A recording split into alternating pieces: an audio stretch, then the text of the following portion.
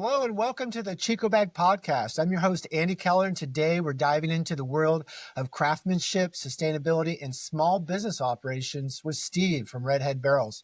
Redhead Barrels, they specialize in handcrafted aging barrels, supplying distilleries, coffee companies, and enthusiasts looking to infuse unique flavors into their products. From bourbon to rum-infused coffee beans to custom barrel-aged spirits, Steve has built a niche business that combines tradition and innovation.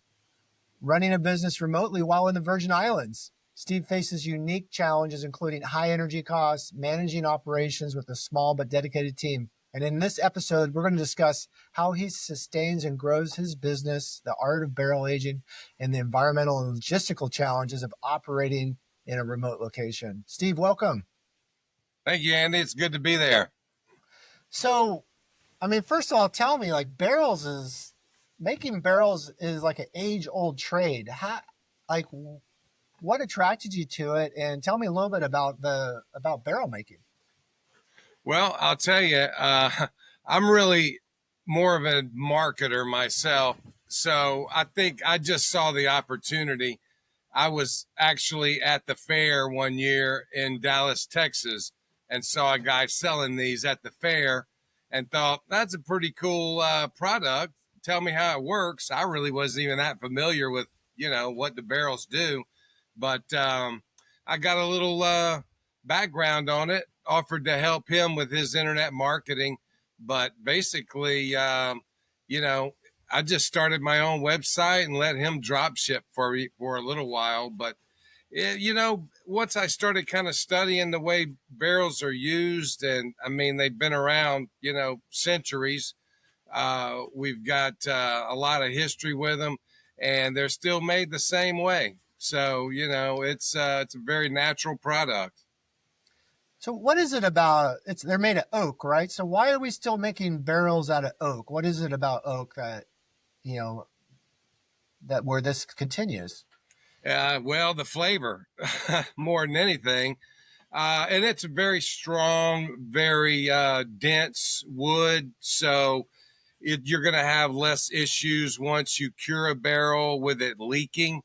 So, but the main thing is the people are getting the flavor into the liquor or coffee or hot sauce, peppers, or pretty much any, vinegar. People age and use charred oak barrels for quite a number of things. But what happens is whatever you're putting in there, the flavors, the tannins, the vanillas, the color that's going to come out of the barrel as that liquor moves in and out of the wood, as the wood expands and contracts with the temperature.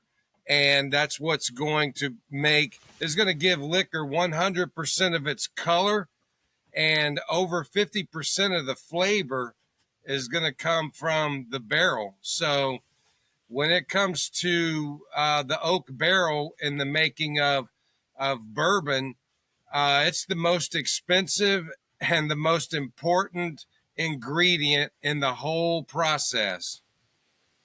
So that's why, liquor that's aged longer is darker. It has more of that kind of oak flavor in it. Exactly. Yeah. The longer it stays in there in the barrel, a few things are going to happen. It's going to get darker. It's going to get more flavor from the barrel. And it's also going to evaporate.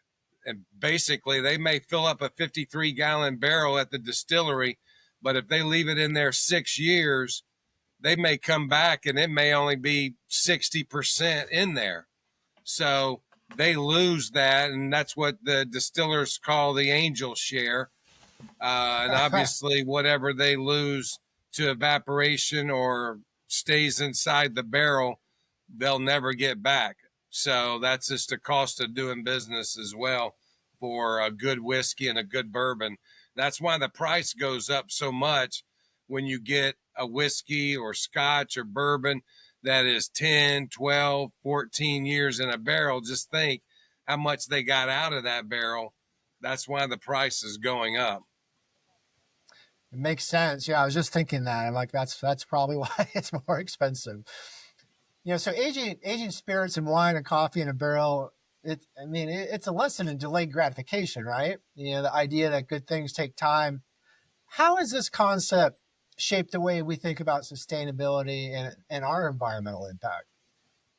Well, I'll tell you, that's right along the same way. When you put something in a barrel, there's not an immediate gratification, there's not an immediate result that you get out of that. And you've got to wait and just let the barrel do its work.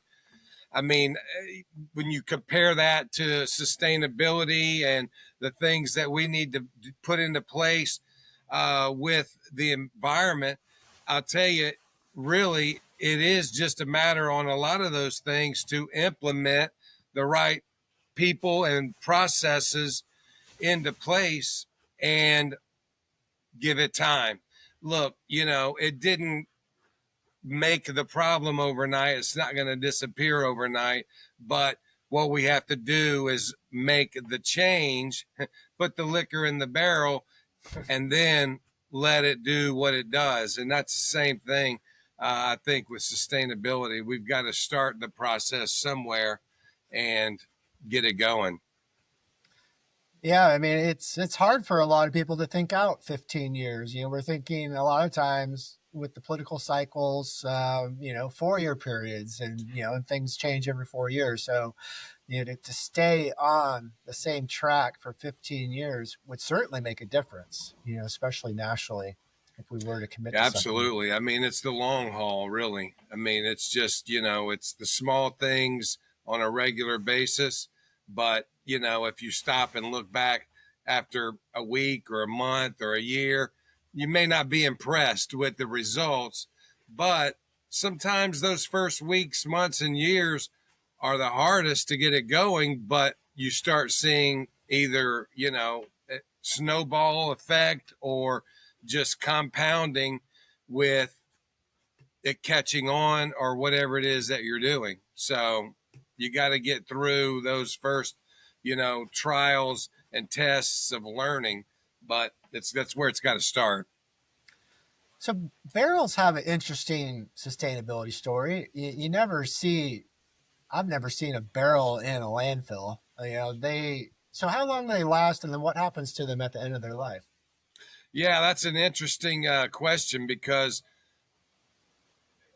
even the way barrels are used, it goes back to the 18th century when France was littering the shores of Europe over there with wine barrels, and the Scotch started picking them up and using them to age their Scotch in, which obviously gave a great flavor from the wine that was in it previously. They have a second life, a third life, a fourth life. You wouldn't believe it. So when we make barrels, small barrels, we're making it from brand new wood, white American oak. Even our small barrels, they have, like this one right here, it's a 10 liter, about a 2.5 gallon barrel. It will give several years of flavor influence on your batches. Now, one batch isn't going to last that long.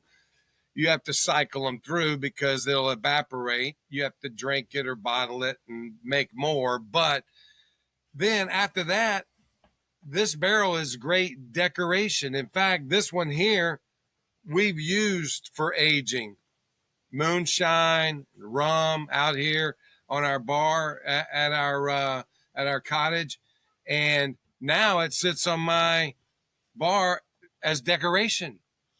So this will, literally, it will continue to sit here without decay for as long as I keep the inside wet. That's what you got to do to keep a barrel sustained. Now, we actually buy used barrels, the big 53-gallon used whiskey, rum, bourbon. We don't really get tequila much since that's all in Mexico. But what we do is we sell those used barrels that we get from the distillery to people that they make furniture out of it. They make bar tops. They make seats and end tables and coffee tables and liquor cabinets and just decoration, just setting the barrel up in their garage or their home bar adds decoration. And those barrels, they will last for years and years. Like you said, they don't only throw it away. They're going to use it somewhere, and when they're done, they'll probably sell it to somebody else. Yeah, when I grew up, we had some barrels in our yard for growing tomatoes and things like that. So rain barrels. Yeah, rain barrels as well. So you're in the Virgin Islands, so you're running your business remotely, and you're living on an island. And you're running Airbnb. So, I know island life is quite a bit different. So what are some of the challenges and some of the things you've learned related to sustainability being on, in the Virgin Islands? Well, I'll tell you, one of the first things you learn when you move out here to the U.S. Virgin Islands is the power source is very unreliable, number one. And number two, it's very expensive. We run about 65 cents a kilowatt hour when you can get a kilowatt hour. I mean, it's constantly going down. So us putting solar here and battery backup was more than just a cost savings, which it is over the long term. We're going to save money because it's just very expensive.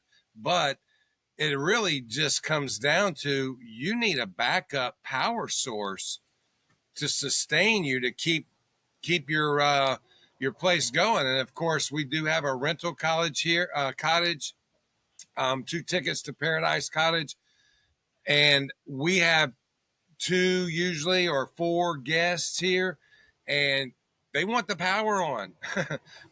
they want lights and AC, and they want all those things working. So we have to manage our power like I never had to do in the States. So now I've got literally an app for everything. A lot of stuff I control the power, turn it on, turn it off, or put it on a schedule on my app, but also keep an eye on the power.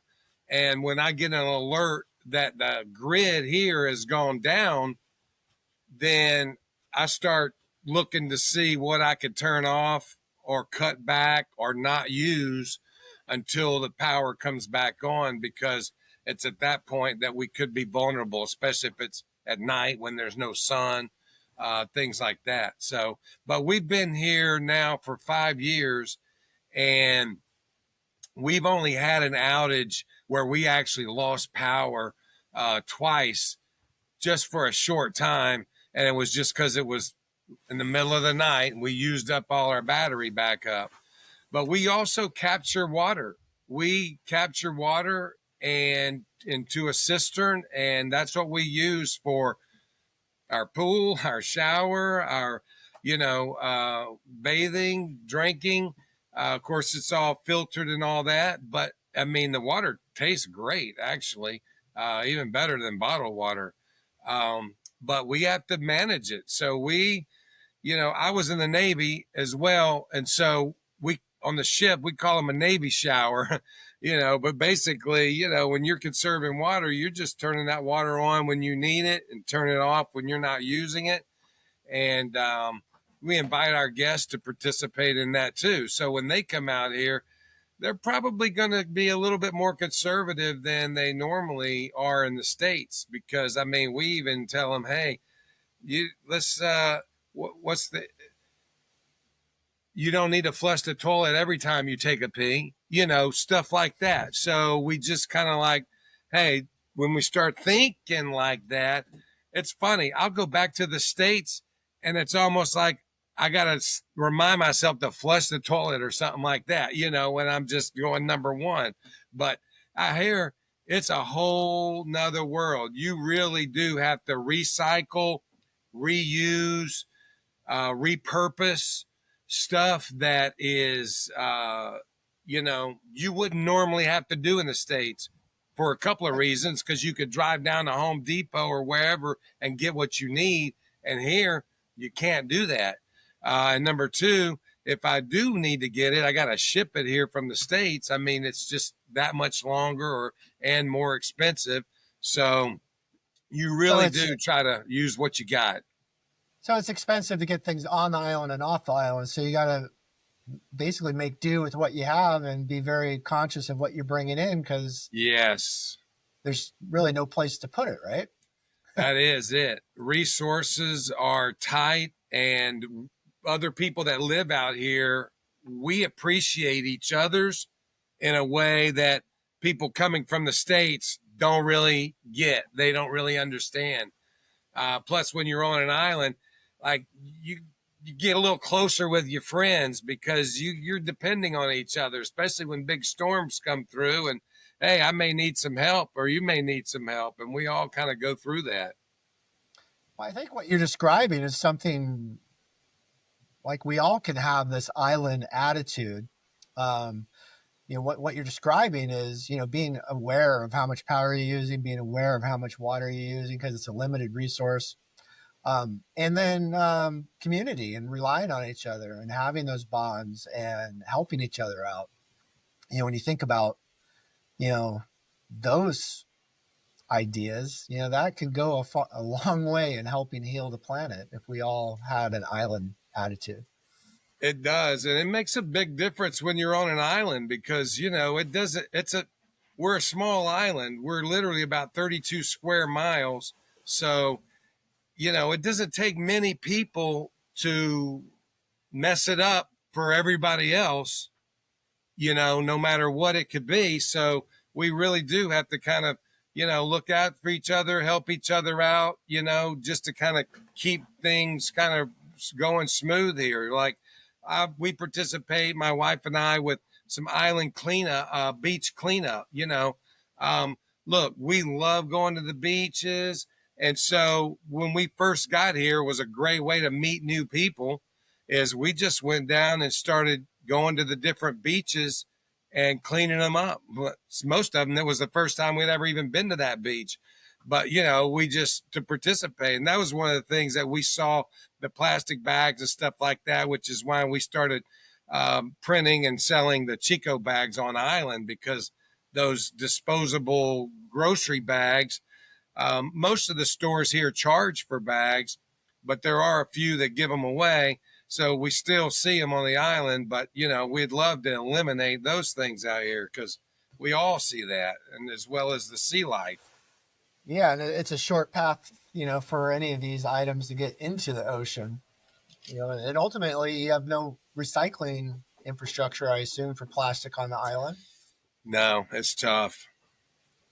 So, I know on a lot of islands, they end up just burning the trash, which, has a whole series of issues related to it. Is that the case in the Virgin Islands as well?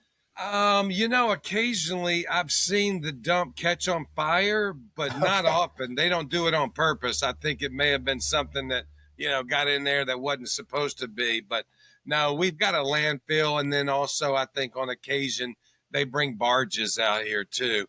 And we'll be able to load up like vehicles and, boats and big trash stuff, and get it hauled off island. Okay. Well, I got to say, you pretty much built that, in my opinion, an ideal life. You're running a small business. You're living in the Virgin Islands. You're running an Airbnb, and it sounds like you're spending a lot of time at the beach. So congratulations. It's not without a lot of effort, and it's not without a lot of challenges. I'll tell you that. It is definitely challenging. In fact, I just went through during Christmas and right after Christmas, needing to replace both of my employees back in Texas. So no. I had to spend about 2 months back in Texas hiring and getting things kind of, ship shape and training. So, but I've got 2 great employees now. So, yeah, but it's definitely got challenges with this remote running the business. But it's worth it because it's got rewards too. Yes, of course. Well, Steve, thank you for all the work that you're doing. Thank you for being a leader in sustainability, helping make the world a better place. And thank you for being on the podcast. Thank you so much, Andy.